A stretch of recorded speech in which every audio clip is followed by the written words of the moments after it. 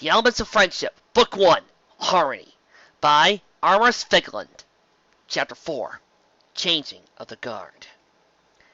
The facsimile sun of Twilight's heterogeneous spell peeked over the horizon, or, more precisely, just past the rocky fields to Ponyville's east, grazing over Rainbow Dash's home of clouds. The sunrise, normally tinted with oranges and magentas, was colored in deep grays and blues and purples. The lake was sterile, but it was warm. It would suffice for now. The 6 mares and their dragon cub companion stood at the northernmost edge of Ponyville, just past the Hay and Clover restaurant. A small herd had gathered to see them off. Not every pony in Ponyville, for fear that this gathering would attract Nightmare Moon's eye. The party the previous night had been a bit too bold of a gathering under the watch of the night, so caution was being taken this morning. What do you suppose Nightmare Moon would call a morning? Piggy spontaneously asked, the saddlebag she wore rattling with the sounds of the element shards inside. Twilight shook her head slowly. If Nightmare Moon had her way, I don't know if the word morning would even be permitted. Morning, perhaps, but morning is part of a day. Ooh! Piggy replied, so I could say good morning to some pony if I wanted to be super duper sneaky about wanting the day back. But, wait, why would you want somebody to be good at morning? Could you imagine somebody whose special talent is morning? That would be so sad. Good thing my special talent is making ponies laugh. Ignoring Pinky as she continued to ramble on about morning and morning, Twilight turned to Applejack, giving her farewells to her family. Please turn to Rattles! Applebloom said eagerly. Applejack waved a hoof in a slightly evasive manner. Well, that might be a tad hard, given that we're headed for the heart of Canterlot, but I'll try. Granny Smith hugged Applejack tightly. Stay safe, my little Appleseed. I'm not so little like no more, Granny, Applejack said proudly, but I'll try to keep my nose clean. Applejack turned to face her big brother. Boy Mike, keep my family safe, all right? Yup. Winona, sitting on her haunches, simply looked up at Applejack with plaintive eyes. Applejack gave her dog a pitying look. Sorry, girl, but I can't risk taking you.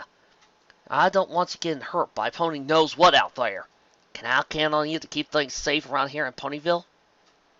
Winona leapt to her feet, barking brightly, panting. Arr, arr, arr, arr. Applejack smiled. I knew I could count on you. Rarity was holding a cat carrier in her Dwimmer shimmer, levitating toward her parents and sister. Twilight noticed that Hondo Flanks was currently wearing a straw hat with a wide rim, covering up most of his forelock. Was Rarity trying to hide the fact that her father was not a unicorn? Please, take good care of Upper, she said tenderly. Remember, it's liver in the morning, hot for the evening, except for Fridays when it's thick in the morning, cooked liver at night. Anyway, warm it up in a frying pan for a bit before you feed it to her. She dares not touch cool meat. Cats? Meat? Sweetie Belle gaped, sticking out her tongue. I understand your trepidation, Sweetie Belle, Rarity said. No pony eats meat after all. Well, we'll be sure to keep that to that, Rarity. We just have to stock the ice boxes out, Hondo added, throwing out his chest. Rarity smiled as her mother took the cat carrier in her Dwimmer shimmer, Slee bouncing up and down to get a good look at the cat in the carrier. Oh, here, Apple! The cat carrier rattled violently, the sounds of hissing and spitting joined the clatter at the carrier's door, her ears flicking irritably at the din. Twilight realized that Pinky had stopped chattering about the significance of the letter U and was now talking to Mr. and Mrs. Cake. She also realized, upon looking over at the rosy Earth Pony mare, saw that there was a Pinky! She shrieked. What is it, Twilight? Pinky said brightly, turning toward the lavender unicorn. There's a crocodile biting your tail! Twilight shouted. Pinky turned around to look at her tail, but she didn't turn her tail with her, so all she did was spin in place. As Twilight's hoof met her face, Pinky twisted her tail around and turned her head so she could look at her tail. She smiled wildly. Twilight, you silly filly. That's not a crocodile. That's my pet baby alligator Gummy. Even though it's unmistakably a crocodile, Twilight thought, looking at Gummy's pointed snout. Shaking her head, she shouted at Pinky. But isn't it really dangerous? He's biting your tail! Oh, don't worry, Twilight. He doesn't have any teeth yet, see? She said, just as Gummy opened his jaws, freeing himself from Pinky's tail. True enough, as Twilight glanced at his gaping mouth, he only had gums. His teeth had not grown in yet. Then, Gummy started to gum at Pinky's leg, causing her to giggle. Can you look at Mr. Gummy for me while I'm gone? She asked Mr. and Mrs. Cake. You can count on us, Pinky, said Carrot Cake brightly. Just be careful out there, dear, said Mrs. Cake. Pinky picked up Gummy in her forelows, looking deep into his bright purple eyes sadly. Mommy's gonna miss you. Be good, okay, Gummy? Gummy blinked, one eye first, then the other. Pinky sniffed, tears running down her muzzle. She smiled sadly. Aw, don't look so sad, Gummy, she said, and Twilight blinked in confusion. Gummy's expression had not changed at all. But after watching the 100th episode, I know what he's saying hits me right here. It's not like I'm going to be gone forever. I just until I help Twilight here beat back mean old Hokey Smokes. Gummy blinked at Pinky once more, very slowly. Pinky squeaked in joy, her bright teeth showing. That's the spirit, Gummy. She planted a big, wet kiss on Gummy's snout, before setting the sedate alligator, crocodile, down before Mr. and Mrs. Cake. Oh dear, oh my. Fluttershy was hemming and hawing back and forth beside Twilight. Angel Bunny was standing at her hose, thumping impatiently. What's wrong, Fluttershy? I really overlooked something, she said tensely. Oh dear, please don't be mad, Angel Bunny. I really don't know any pony in Ponyville, so... Wait, but you live here! Twilight snapped. How could you live somewhere and not know the ponies there? I know, right? Pinky interjected. Well, it's just that other ponies scare me. I really only come out here to Ponyville when me or my animal friends need food. Twilight groaned in frustration, before turning to the brown. Is there any pony here? She asked in a raised voice. Who can take care of Fluttershy's pet bunny rabbit? The small herd of pony villagers looked back and forth, tentatively at each other. Clearly, though, Fluttershy did not know very many ponies in Ponyville. Almost all of them knew of Angel Bunny and his temperament. Many of the ponies in question were actually arguing with their significant others, trying not to be the pair who were saddled with the infant little bunny. Oh, I'll do it! It was a Pegasus stallion, with a coat the color of milk chocolate, and a mane of black and purple. His hind legs were hitched onto a steel wheelchair, but his purple eyes still sparkled with optimism. He trotted forward, his wheelchair squeaking slightly as he did so, stopping just in front of Fluttershy. Thank you, Mr. Fluttershy began. Stellar eclipse, he said in his boyish voice. Angel's Bunny looked at him warily, his arms folded across his chest. I'm not the best with animals, but I'm okay with chickens, and bunny rabbits are pretty much chickens without feathers, right? He offered an unconvincing finish. Angel Bunny smacked his forehead. Fluttershy looked back and forth between Angel and Stellar Eclipse uncertainly, clearly having second thoughts.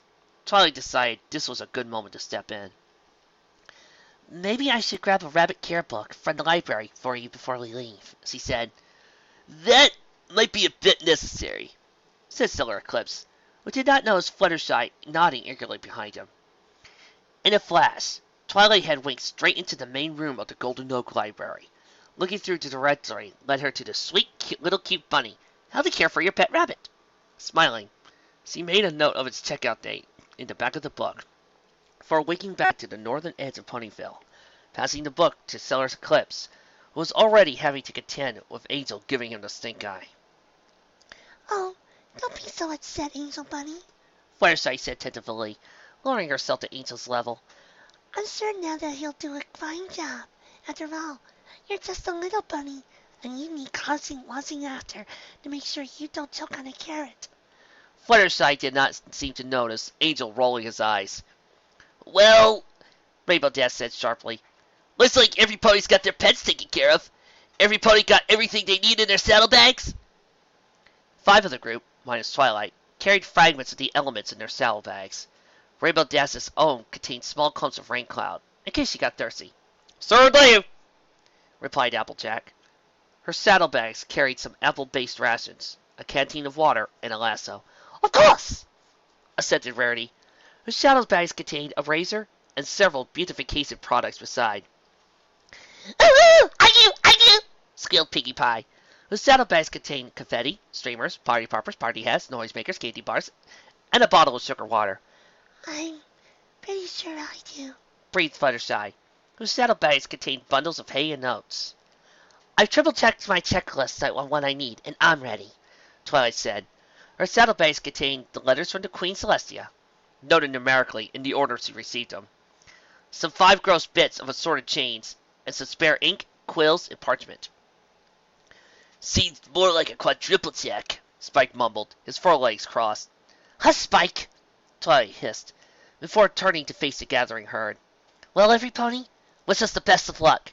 With good luck, we should return with the rise of the sun and the defeat of Nightmare Moon. The crowd cheered, Woot! Twilight lit up her alicorn and flashed her drummer shimmer brightly to get their attention once more. In the meantime, Twilight continued, try not to attract too much ire of Nightmare Moon. Be good little night lovers. Don't give her more reason than we already have to target you. Please be safe.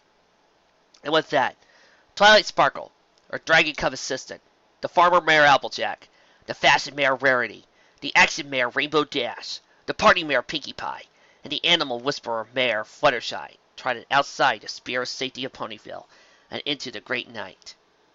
It was mere moments after they left the boundaries of Ponyville when a pony on a scooter scooted up, glancing about eagerly. Rainbow Dash! Sorry I slipped in, but I'm here! Rainbow Dash. I'm here. Rainbow Dash. Outside of Ponyville, the landscape underwent a remarkably radical shift once they left the paths that ponies usually traveled. Gone were the usually worn pathways of Ponyville, replaced with the ragged edges of paths taken by herds of various sizes. The further that the small herd traveled from the parabola of the arc of Twilight Sparkle's hilly indigenous sun, the lower the temperature sank. Already they could see their own breath misting in front of their muzzles, and the intermediate frosted over puddle of mud. Just like rat, nonetheless, Applejack muttered. I know what you mean, Twilight concurred. This is a direct defiance of the Necthermoron. The what now? Rainbow said. The Necthermoron?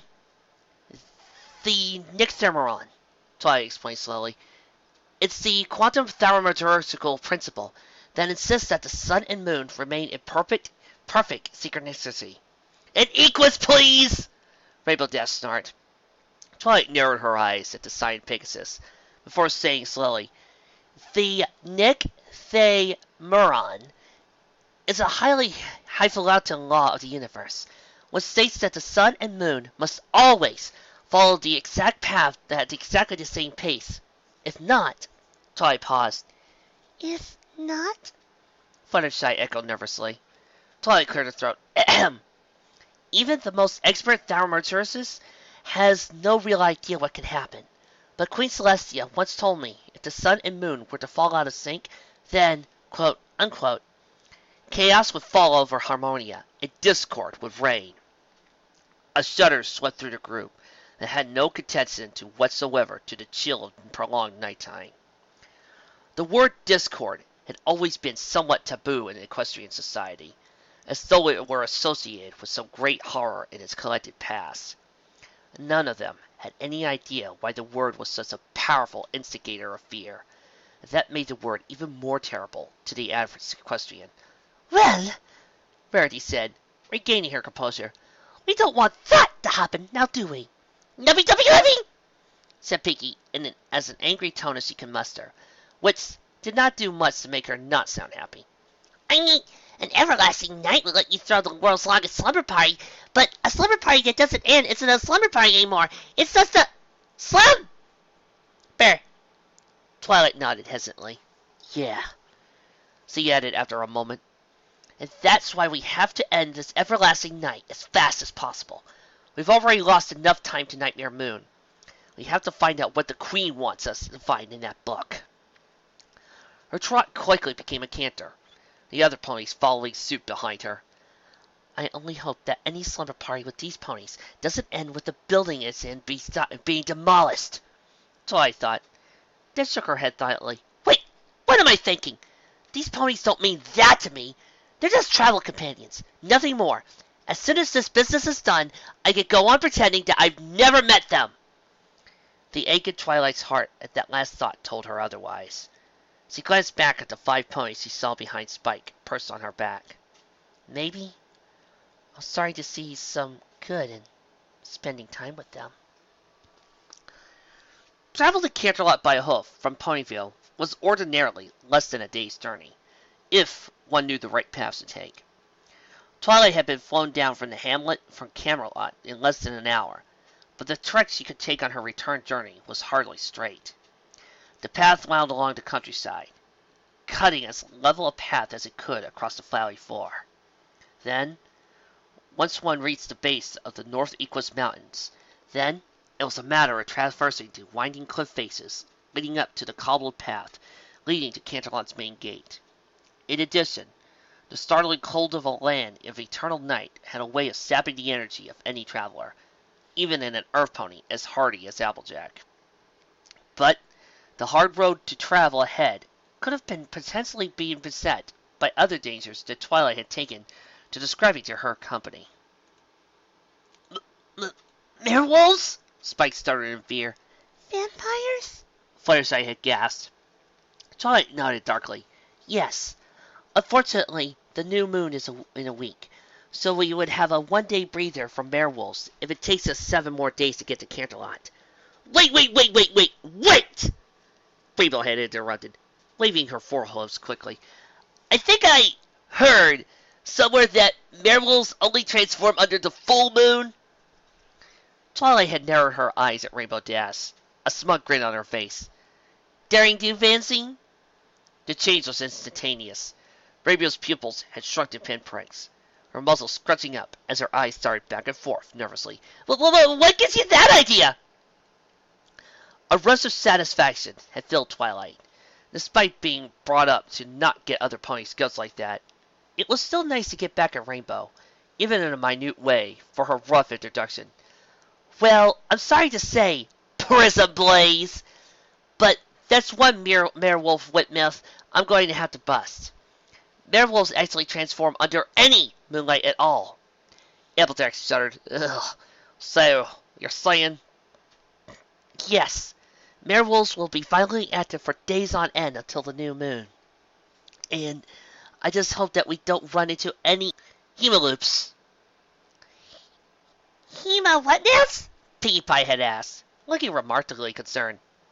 When a vampire bites some pony, it ejects a toxin that slowly turns the target into a vampire themselves, if they live. But when a werewolf is the victim, a Hemaloop is born. What is a Hemaloop? Asked seeking rarity.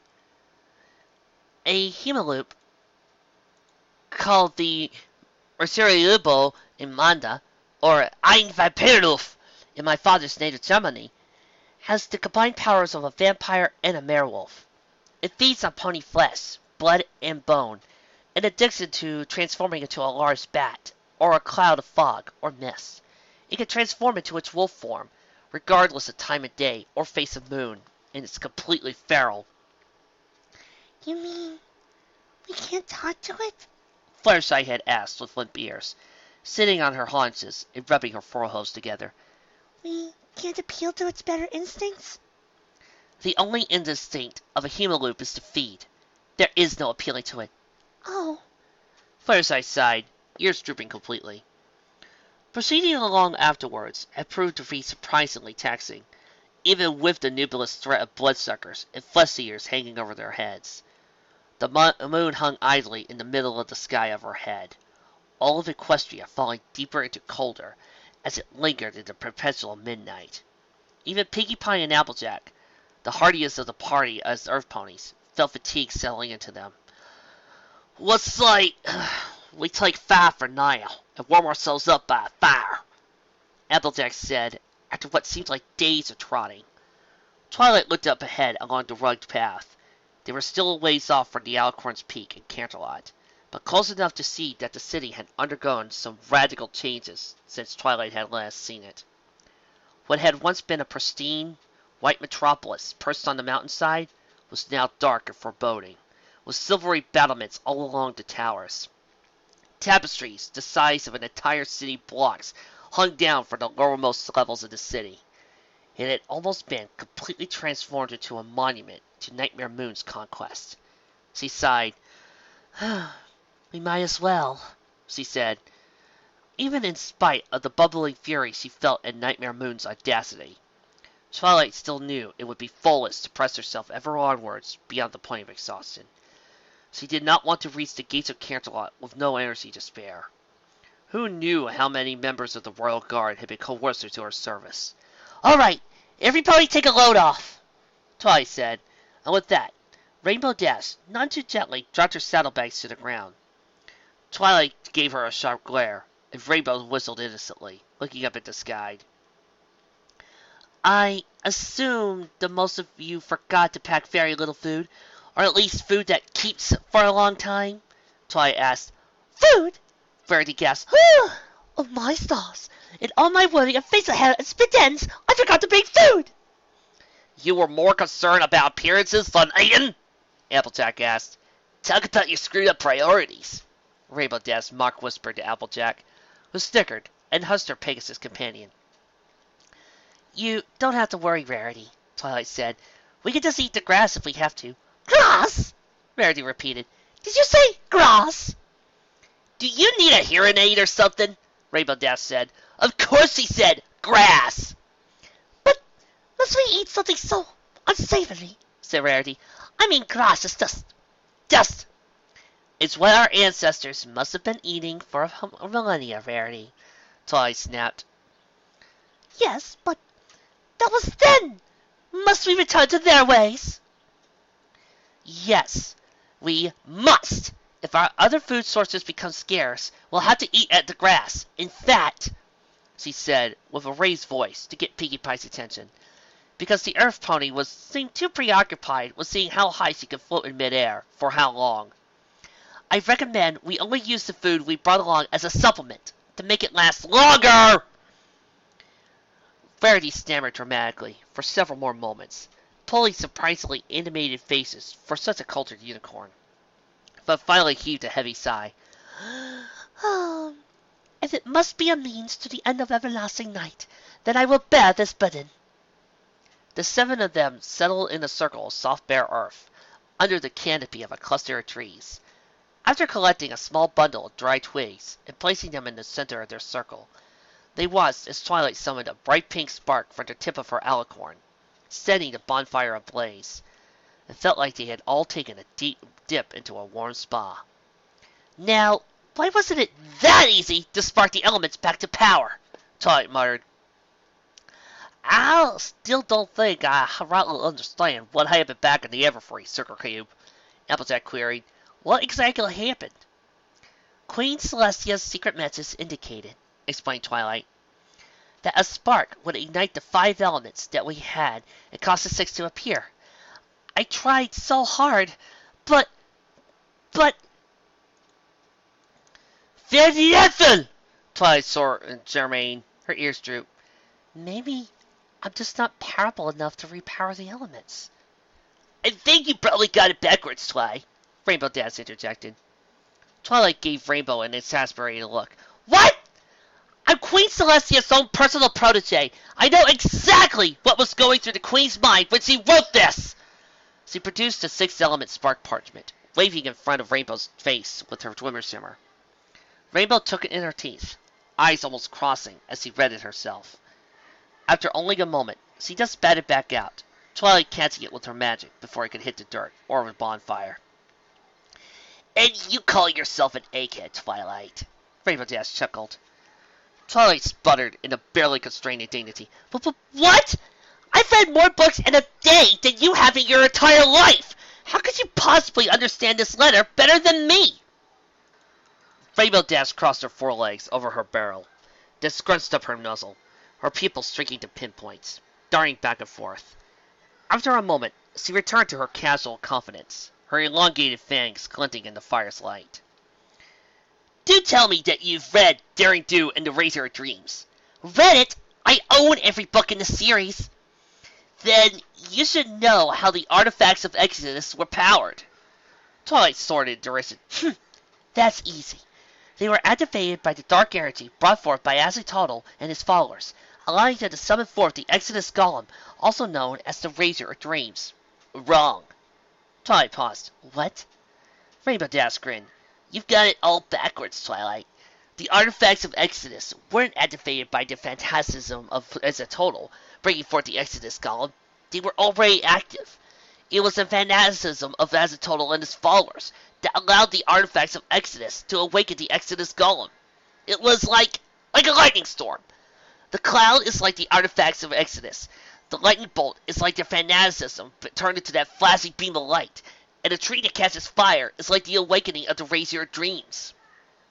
Twilight opened her mouth to contest Rainbow's point, then blinked and gulped. The Razor of Dreams did always seem to be the weakest of the Daring Do series to Twilight. But now, when she recollected the contents of the book through the lens of Rainbow Dash's perspective, it makes so much sense now! I know, right? Rainbow's fangs glinted. A.K. Yearling's a genius, isn't she? Well, she is, but Rainbow Dash, du bist ein Genie! Hey! Rainbow replied angrily. What are you insulting me for? Twilight blinked, then smacked her forehead with a cloven hoof. Twilight, you dolt! She doesn't know Germaine! She addressed Rainbow directly. I was calling you a genius, Rainbow. Oh! Rainbow rubbed a forehoof against her chest smugly. Well, I always knew I was a genius, but... She blinked. I just assumed that since you were talking in Germaine, you were insulting me. She blinked again. Wait, how exactly am I a genius? I think we're all curious as to how you reached that conclusion, Twilight. Applejack agreed. Twilight was prancing about the bonfire now. How could I have not seen it? It all makes so much sense now! I was reading the Queen's message wrong! Suddenly, Twilight's energy vanished, her ears drooping. I read the Queen's message wrong. What, pray tell, did you read incorrectly about the message, darling? Rarity asked. 6-element spark seems awfully vague message, but what ambiguity is clear to you now? Twilight perked up a little. Well, it looks like I had it all backwards, she explained. If I had to make a hypothesis right now, the reason that the elements of harmony didn't activate in my uses of a spark spell is because the 5 elements we have are not, in fact, activated by a spark, but rather the elements themselves generate the spark that creates the 6th element. Well, that sounds genius and all, Applejack said, smiling a little. Just one little query, though. How do you activate the elements to generate the spark to begin with? Twilight paused. I don't know. She planted her hose in the dirt. But that's why we need that book. The Queen has surely left some answers for us in it. We're going to need some shut-eye before we get to Canterlot, so I'll take it the first watch. And with that, Applejack stood up from her spot by the fire and strode to the edge of the fire circle. I won't let any pony or anything into this circle. Rather quickly, every pony settled down onto their bellies to go to sleep.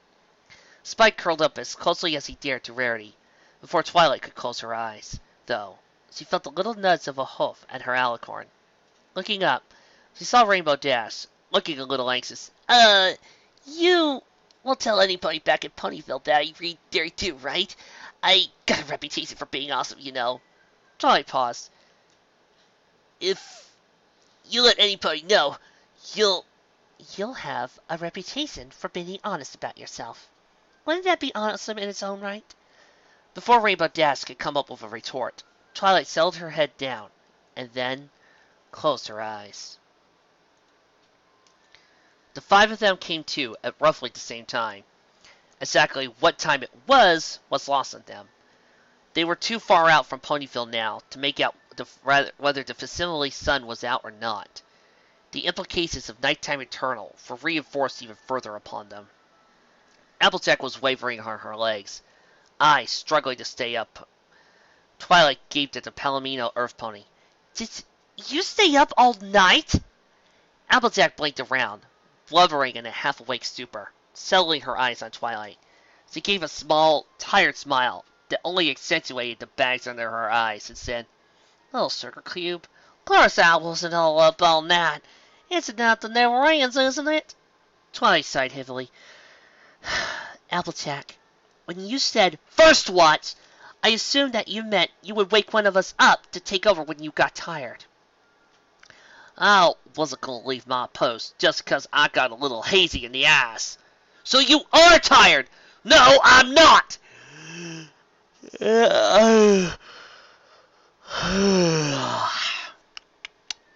Applejack yawned loudly and obviously. "I'll never play more." Applejack's head pitched forward as he fell asleep where he stood. Twilight groaned in frustration. "This mare is as stubborn as a mule!" Meaning, no offense to mules, of course, but... "None taken." "Der Macker Humiliation!" "She needs to know that she isn't alone in trying to save the world!" Twilight paused, ruminating on the paradox of her trying to persuade some pony else to share the burden of sorrowing Harmonia, before she reared up, clapped her hose together with a loud clack! Applejack snapped awake, her eyes darting about in alarm. "Applejack," Twilight said sharply, "you don't have to do this alone. You can depend on other ponies to help you do this." The farmer mare reached blurrily up and attempted to adjust her Stetson, but, in her present state, all she succeeded in doing was brushing her hat off her head. Before it had even hit the ground, Twilight's swimmer shimmer lit up around it, suspending it in midair. Applejack's emerald eyes followed it stupidly, before Twilight set it back on Applejack's head, adjusting it so her ears were not flattened by it. "I appreciate your concern, Twilight," Applejack slurred, "but I'm made out tough stuff. I could stand to lose a few winks." "Every pony has their limits, Applejack," Twilight persisted. "No pony here wants to see you hurt yourself, least of all me." "What?" And before Twilight knew it, it was out of her mouth. "You're my friend, Applejack!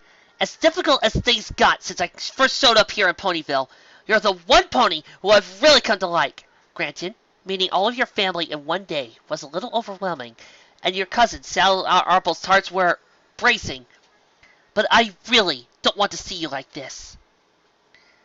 Applejack stared at Twilight blankly. Or was it shock? Behind her, Twilight heard the sound of some pony's hooves clapping. Turning, she saw Rainbow Dash hovering several paces away, bringing her front hose together slowly. Around her were the other three, all four of them giving Twilight smiles of approval. "Congratulations, Twilight!" Rainbow Dash said with a grating smirk. "You've just made your very first friend!" "Hey!" Spike said indignantly. "What about me?" "Oh." Rainbow Dash scratched the back of her head nervously. "Right, well, make that very second friend!" "Second friend party!" Piggy squealed to high heaven. "I don't think now's a good time for a party," Twilight said curtly. "Now that we're all awake, I say we move on." She paused, facing Applejack. "That is, assume you feel up to it, with next is no sleep." Applejack smiled at Twilight, and this time the bags under her eyes seemed to disappear. "You know what, Sugar Cube? Knowing that I'm your friend, I think I can make it a little longer, so long as you're there to support me if I'm starting later." "I'll be there," Twilight said with a smile. As it turned out, Applejack almost made it 4 hours before she started to falter. Despite her earlier promise that she would be there to hold Applejack up if she started to tire, Twilight was only a unicorn, and Applejack was an earth pony. Even though Twilight was the second tallest of the mares present, Applejack's desperate muscles as an earth pony meant that Twilight had a surprisingly heavy load to prop up. Applejack yawned, and the weight against Twilight's side only grew stronger. "I'm awful sorry, Sugar Cube, but my dogs are barking," she drawled. "I got a lot of damn somewhere." The tired Palemo set her eyes on a ring of rough, bare earth, surrounded by 6 white-petaled flowers. She smiled. "Well, I do declare," Applejack said, with a serenity that unnerved Twilight. That looks like a mighty colorful circle of earth. I think I'll take a rest around there. Twilight blinked in disbelief at Applejack, as did her other 5 companions, as she made her way toward the circle of flowers. Twilight was befuddled. How could these flowers possibly look this vibrant in eternal night? She knew that there were plenty of flowers that bloomed under moonlight or starlight, but none that looked like these. Now, as she watched the flowers turn their heads toward Applejack hungrily, she knew that these were no flowers. "Get back, Applejack!" she cried, grabbing the earth pony in her Twimmer shimmer and yanking her away from the flowers. It was just good timing, because the flowers began to lunge at Applejack, their petals now to reveal to be teeth, snapping at the drowsy earth pony just beyond their reach. "Oh my goodness!" Fluttershy gasped. "Twilight, do you know what those flowers are?" breathed Rarity. "Those are no flowers," Twilight growled. "That's an Ooda root." "A what?" Spike, Pinkie, Rainbow, and Rarity asked, but Fluttershy seemed to know what she was talking about. Applejack, who had stopped trying to walk in midair at this point, apparently came to her senses and caught wind of what Twilight had just said. "An Ooda root," Twilight replied. "It's a camouflage predator that pretends to be a bunch of flowers, then uses its psychic powers to lure tired travelers to their doom." 6 gasps met Twilight's statement. "Pinkie, you're the only earth pony we have who's not half asleep. You gotta dig it out. Its 6 feelers are its only line of defense against alert ponies."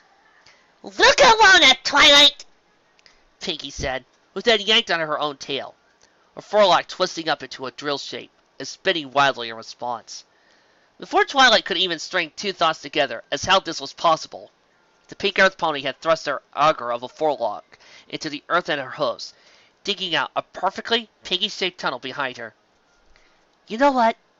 Twilight said flatly. "I'm not even going to question it." After a few moments, the Ooda root's flower feelers started to flail in violent protest, snapping at the ponies and Drake, who stood just outside of its reach. Rarity shrieked in fear and hid behind Rainbow Dash. The earth began to shake and crack around the patch where the Ooda root planted itself, and moments later, the large root structure of the Ooda root blasting upwards. A pink earth pony with a drilling forelock, hoisting it upwards with both forehoofs. "One Ooda root player, made to order," Pinkie squealed, with all the lightness of presenting a birthday cake as he spun forward, hurling the Ooda root upside down into a hole she had created, pushing it out. The roots settled in defeat, earth crumbling onto the grass on its edges. Twilight then waved her hoof back at Spike and her 5 mare companions. "Stand back, every pony!" Her Alicorn lit up with her pink Twimmer shimmer, and some pink lightning began to spark across its length. Then, in a flash that made all 6 behind her gasp, pink-purple fire erupted from the Ooda root. Its roots quickly ignited. The sounds of its flowers feelers beating against its earthly tomb and its death throes, sounding like the drums of war, which had not beaten Equestria for over 3 dozen gross years. What sounded like a shriek rose up for a moment and fell silent. The Ooda root was blackened and shriveled, pieces of its roots falling to the ground and crumbling to ash. A small funnel of grass behind the Ooda root was singed as well from the force of Twilight's Twimmer fire. A terrible stench filled the air, not entirely like how a plant smelled when burnt. Twilight turned back to her companions, who looked mildly alarmed at the action their lovers friend had taken. She hung her head mildly, her ears drooping. "I'll understand," Twilight said heavily, "if you guys don't want to call me your friend anymore." "Are you kidding?" Rainbow Dash said indignantly. "That was awesome!" "Well, I do think it was a bit excessive. It was quite the fancy bit of showmanship, if I do say so myself," Rarity said with a smiley for a smile. "I know," Pinkie said with a pronk. "And plus, that old meanie pie plant looking like whatchamacallit tried to gobble up Applejack like it was a cupcake." "I know! That thing was going to teleport down, but then Pinkie flipped it up, and you barbecued that thing!" Spike cheered vehemently. "Now I know I'm not the only one of us who can charbroil hayburgers!" Fluttershy's ears drooped, her eyes flickering between Twilight and the burnt Ooda root remains. I think that plant could have been punished a little more kindly, but if burning was okay with you, I'll be okay with it." Applejack had been silent, and had a hoof on her Stetson. After a moment, she peered out from under the rim of her hat and smiled warmly at Twilight. Thank you for saving my life, and you wouldn't have had to if I hadn't been so plumb stubborn. Applejack. From now on, Twilight, Applejack said, trotting up to Twilight and resting a hoof on the unicorn's withers. I'm counting on you to keep me from getting too far ahead of myself. Twilight raised a hoof up to Applejack's, beaming her eyes. That's what friends are for, right? Being there for each other? The Palamo Earth Pony and the Lavender Unicorn shared a gaze for several moments. All right, lovebirds, came a grating Pegasus voice, rousing the pair. I know you two are having a moment, but can we please have it away from the smoking Ooda corpse? The pair blushing, Twilight cleared her throat and gestured for Spike to hop onto her back. Ahem. Well, what are we waiting for? The sun to rise? Let's go, girls. The adrenaline rush of the Ooda incident had kept Applejack on her hose for another few hours, to the point it was now almost an entire day since they had first taken a rest. They now stood at the sheer southern face of the North Equestria Mountains, with a series of low cliffs serving as their secret path, gradually leading up to the main road of Canterlot, looming almost directly overhead. Applejack was practically dead on her hose, and it was to her great relief that Twilight decided to take first watch. In exactly 4 hours, I will wake some pony else up to take second watch, Twilight explained. She turned her head to the mulberry drake on her back. Spike? Spike slumped down for Twilight's back and gave a little salute. Yes? I'm leaving you in Applejack's care while I take the first watch. Applejack smiled up at Twilight. You can count on my Sugar Cube. Up in the air, Rainbow Dash had produced a minute cloud from a saddlebag, squeezing out a small tickle of water into her mouth.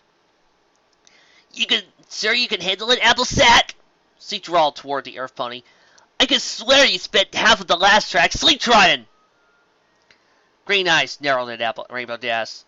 I'll have to raise my little sister on my own half the time, or Granny Smith getting on the ears. B-Mac and I'll have to take turns bringing Apple Bloom up. I think I can handle one baby dragon. Fluttershy had already settled down onto her barrel, breathing slowly as she settled down for a sleep. Piggy was rolling about on the grass, humming to herself. Rarity was turning about in place, teasing out the blades of grass at her hooves. Rarity, if you don't mind my asking, Twilight asked, and don't take this the wrong way, do you ever intend to set yourself down?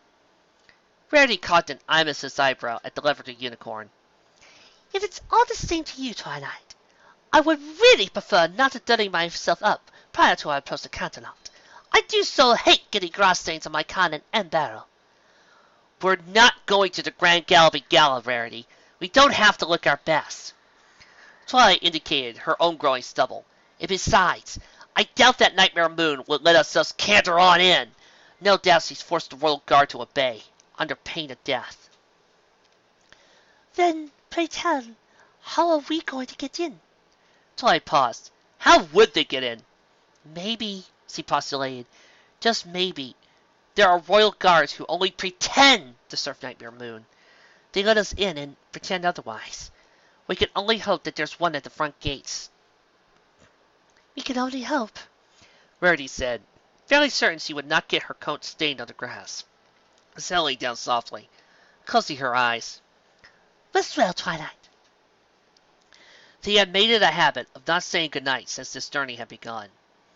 That would be seen as an acknowledgement that this nightmare eternal was boon to Equestria, and not a curse. It was what they would say to one another until they had torn down Nightmare Moon's regime, or were themselves defeated. Preferably the former. As her partners drifted off to sleep one by one, Twilight kept a solid watch out for anything that could be on the prowl. This cold, eternal night would be a huge benefactor to nocturnal predators, which would make it that much more perilous to travel Equestria under the mare of the moon. Twilight looked up to the moon itself. It had settled out of its full moon phase of the day of the summer sun celebration, and was now awaiting gibbous. Seeing it without the Alicorn-shaped profile was alien, as though a foreign celestial body had substituted itself for their moon. A bolt of cold white lightning shot past the moon. Twilight narrowed her eyes. There were no clouds in the sky this night. 2 more bolts shot past after the first. Twilight turned to Rainbow Dash, the only travel companion of hers, who was still awake. "Did you see that?" she asked. "You mean the shadow bolts?" "Yeah." Twilight snapped her head back to the sky. The bolts had disappeared. "The shadow bolts? But—" Twilight looked back to her assigned Pegasus. "But what happened to the wonder bolts?" Rainbow shrugged. "After we escaped the Everfree with you, we saw the 2 bolts scattered. Guess they were evenly matched." She curled her forehead in anger. "Copycats showing up the wonder bolts like that!" "But where did they go?" Rainbow Cherie's eyes met Twilight's purple eyes. "No idea. Wish I knew. 'Cause they need all the help they can get." Rainbow Dash's eyes narrowed. "I'll show 'em. I'll show 'em that I'm no bronco. I can fight and fly as well as any Wonderbolt, whether or not I know their history." With that, Rainbow Dash lighted on the ground by Fluttershy, resting her head on Fluttershy's barrel and intertwining their primaries together. She was out like a light in moments. Twilight ended up waking up Rainbow Dash to be the second watch. The Pegasus was jumping enough as it is that she would not be likely to miss anything that moved. Also, as Twilight had noted, as long as Rainbow Dash was in the air, she had a sixth sense of sorts for where anything was at a given time. When Twilight came to her after a rest, it was to Applejack's face. "Have a good rest, friend?" she asked with an offered hoof. "I have, actually," Twilight said, smiling, and setting the hoof to get onto all fours.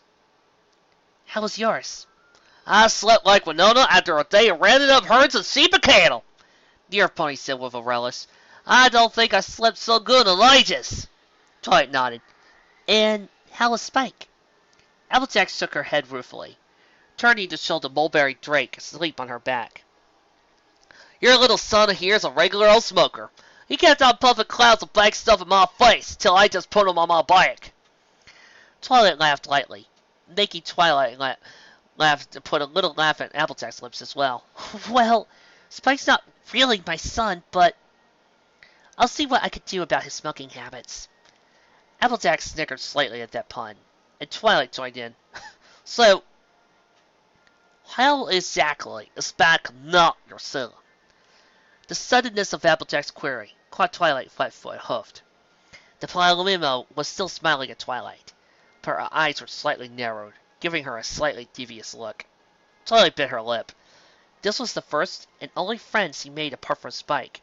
How could she handle this tactfully? "Well, see, Spike isn't my son in any biological sense. All I really did was hatch his egg with my magic when I was a filly." "So, basically, y'all inseminated the egg, didn't ya?" Twilight blushed furiously. "Well, if you put it like that, he should be calling me Dad!" Applejack snorted, covering her muzzle with a hoof. "I don't think of it like that, Sugar Cube." Twilight chuckled a little herself.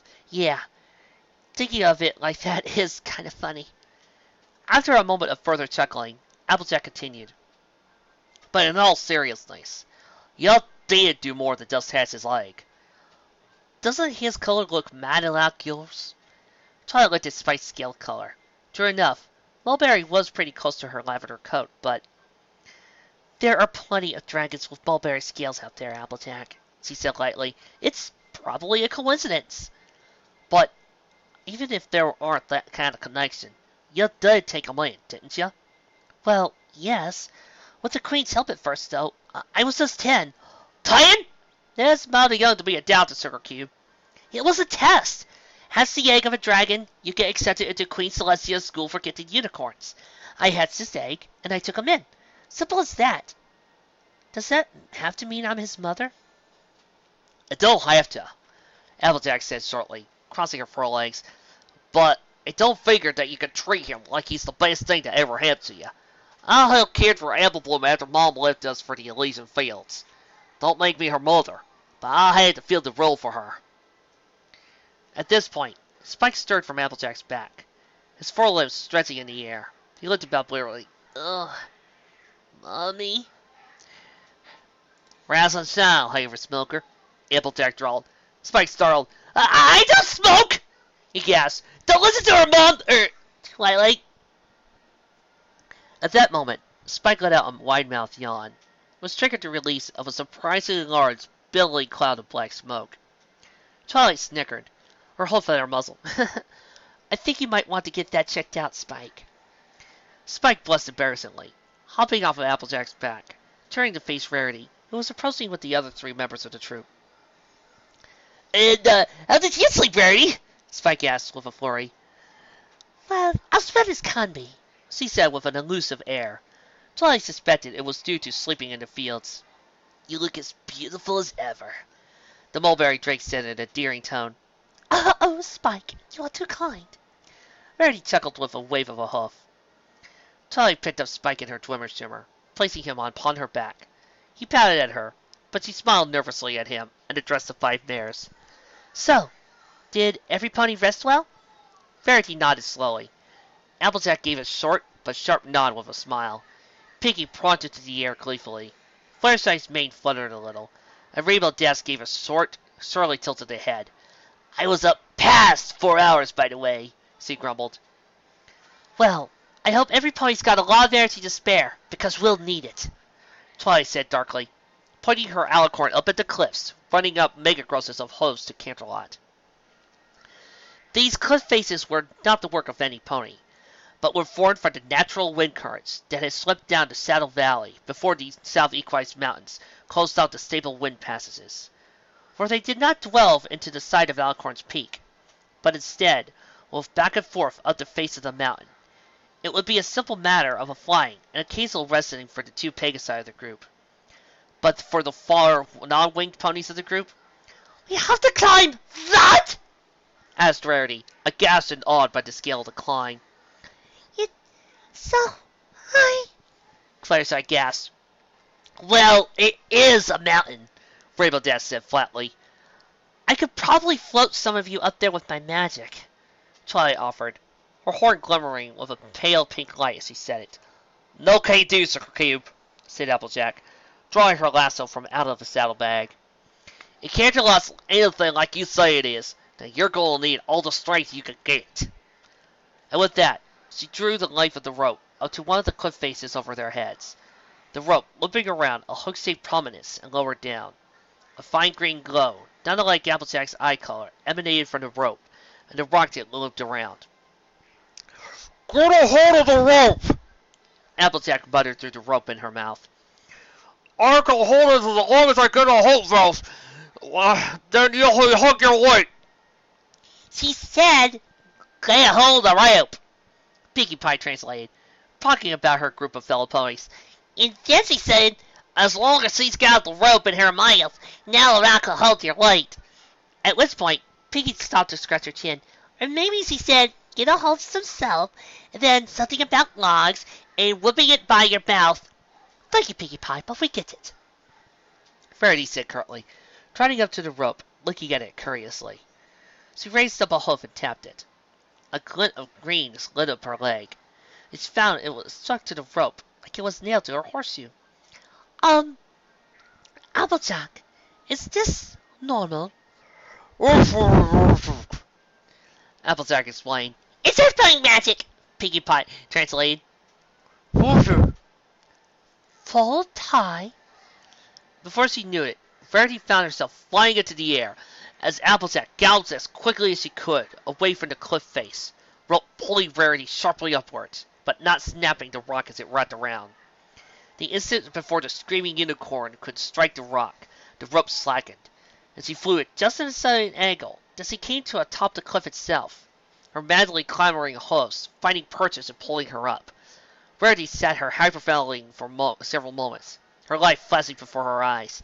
She said, hold tight! Piggy yelled gleefully up to Rarity. You okay up there, Rares? Applejack called up, having spit out the end of the rope. Rarity's wits returned to her, as he glowered furiously over the top of the cliff. Of Ooda! Applejack, you silly pony! Hey, got you up there, didn't I? Applejack said with a crossed foreleg. Rarity grit her teeth and did not deign to reply. Rainbow Dash was next up. darting up in a heartbeat and alighting along beside the alabaster unicorn. Fireside was slower, but settled daintily beside her fellow Pegasus some moments later. Now, Applejack addressed Twilight, all that's left are you, Twi, and Pinkie Pie. But when the unicorn and earth pony looked for said pink party pony, he was nowhere to be seen. Where did he go? Spike asked. Up here! Trailed at high points from a lighthouse above, and Rarity, Rainbow Dash, and Fluttershy turned in shock to see Pinkie standing right behind them, beaming brightly. Twilight, Spike, and Applejack gaped first up at Pinkie, then down at the rope. Twilight sighed in frustration. I'll never understand Pinkie magic! The thighs against Tron, Sucker Cube, Applejack said lowly, picking up her rope again. I don't think that'll be necessary, Applejack, Twilight said with a wave of her hoof. Spike, hold on to me tightly. Sure thing, Mom, Spike said, the last word emerging tentatively. Twilight felt another shoot of that warmth in her heart, and she smiled as he clutched her left foreleg. Her alicorn lit up, as she and Spike were shooting through that indefinitely small point together, emerging in a flash of pink light on the cliff beside the other four mares. Twilight looked down to Applejack. Do you want me to hold on to that rope for you, Applejack? Applejack tilted her Stetson forward, a lopsided grin appearing on her muzzle. I don't think that'll be necessary, Sugar Cube, she echoed, her hers glowing as he slowly trotted toward the cliff face. Memories of tumbling down a cliff re-entered Twilight's mind as Applejack reached the mountainside and began to trot straight up the vertical face of stone. Twilight and Rarity found themselves gaping at this display of magic, while Pinkie bounced and wooted behind him. In mere moments, faster than any pony would have thought, Applejack was on the cliff face beside them. The green glow in her hose faded as she fell to her barrel, sweat beading on her forehead. Never tried standing firm while trying for so long before, she panted. Standing firm? Twilight asked. It's a type of earth pony magic, though I don't imagine you hear of it too much in Canterlot, replied Applejack, getting shakily back to her hooves. Think of it this way, Sugar Cube. If your unicorn magic's all about changing things, making it so that things aren't become so, then Earth Pony's magic's about keeping things rigid like. Rainbow Dash snickered. Rigid, she whispered. Applejack narrowed her eyes at Rainbow. That was amazing, Applejack, Spike said. You're really strong and dependable. Applejack tilted her head away from Spike, ears flattening. Oh, shucks, little fella, she said humbly. I just do what I can to help out the other ponies, maritally. Why, Applejack, Rarity cut in. I had no idea you can't. Applejack replied in an exaggerating civil tone. I'm not the sort of pony who leave others behind to rot. I'll never leave any pony hanging. Twilight cleared her throat, Spike climbing onto her back. Okay, every pony, she said shortly. Look, one cliff down. She looked up, though, as she took in the sheer scale of this undertaking, realizing they had many mega gross moral hooves of vertical travel to cover. She gulped. 10 gigagross to go. As it turned out, there were not 10 gigagross in one cliff faces to traverse up Alicorn's peak. Twilight count, and in actual fact, there were precisely 4 megagross, 1 gross, 4 dozen, and 4 cliff faces up the side of Alicorn's peak, in between its lowest point and the main gates into Canterlot. And not all of the cliff faces were of uniform length either. Some of them were barely a host's width out from the mountainside, and many were clearly too treacherous for any pony, even the gangly Fluttershy, to dare place any weight of them. More than once did Twilight have to resort to levitating the others one at a time to the nearest ledge that any of them felt safe for to tread upon. At one point, a ledge gave out from underneath Twilight herself, but she caught herself in her own Dwemer shimmer, linking safely back to the side of her companions. It was bitter work. It lasted quite possibly a day and a half, and they had scrapes and bruises they would remember.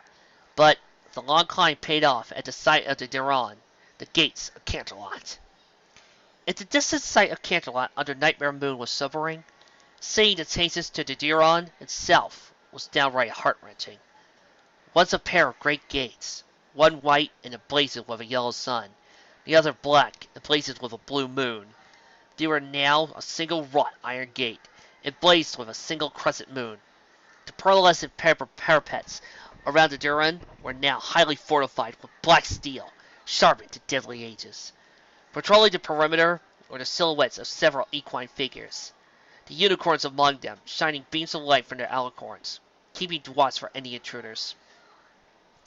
So, some ponies did turn traitor on us! Rainbow Dash hissed. Things aren't as they appear, Rainbow Dash, Twilight whispered cautiously.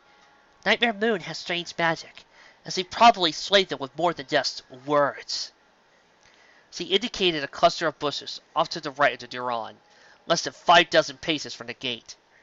Follow me closely, on my signal, Twilight breathed. As soon as that one guard turns around, Twilight thought tensely, watching a unicorn passing his beam across the road toward the Duran. It would be close, only about 2.7 seconds before another beam of light passed. But with any luck, all 7 would make it. One more moment. Now! She hissed softly, and the 6 of them, Spike riding on Twilight's back, watching Rarity, galloped with all the speed through the dark pace and across the road, ducking behind the shrubbery. Just as a second beam of light slid across the path. Twilight sighed in relief. That was entirely too close. But now they were past the main watch ponies. Peering over the bush cautiously, Twilight caught a glimpse of 2 ponies standing to either side of the Duran itself.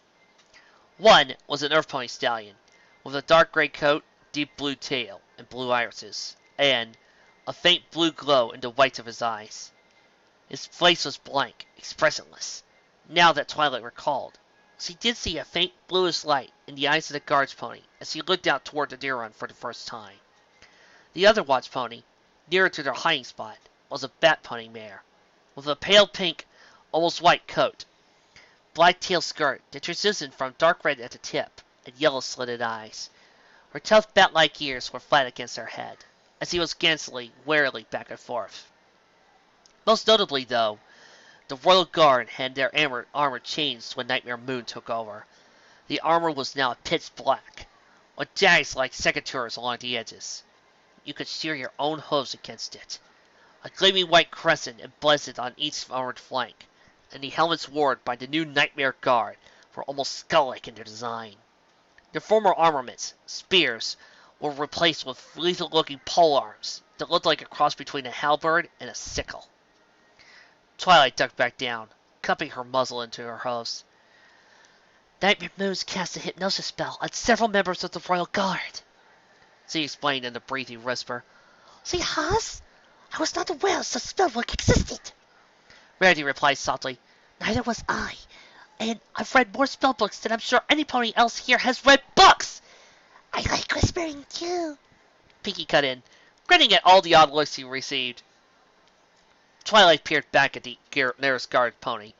The wall beside her was decorated with a dark emblem of an alicorn with bat wings with red Y, staring off in profile to the left of her viewer.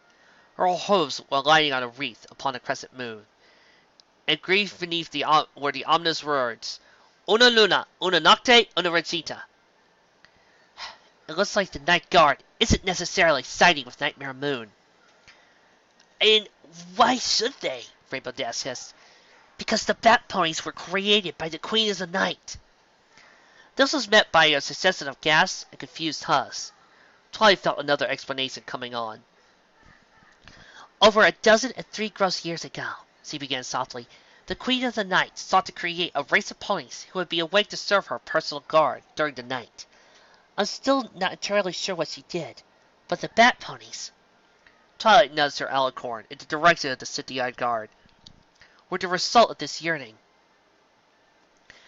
We bat ponies can also hear everything, said a soft, musical-sounding voice. 7 hearts leapt into 7 throats. Nervously looking up, Twilight caught sight of the self-same bat pony, staring at them with an unreadable expression. Then the bat pony smiled at them, warmly. Don't worry, she said. I don't mean to sound the alarm. You're Twilight Sparkle, aren't you? Queen Celestia's star pupil. Twilight hesitated. Yes. The Bat Pony guard heaved a deep sigh of relief. Oh, thank you, Celestia. The night will finally end, and I can have some daylight to sleep! She removed her helmet, revealing a messy black mane that also transited to dark red toward the tips. My name is Crescent Rose, said the Bat Pony, and I'll help you sneak into Canterlot.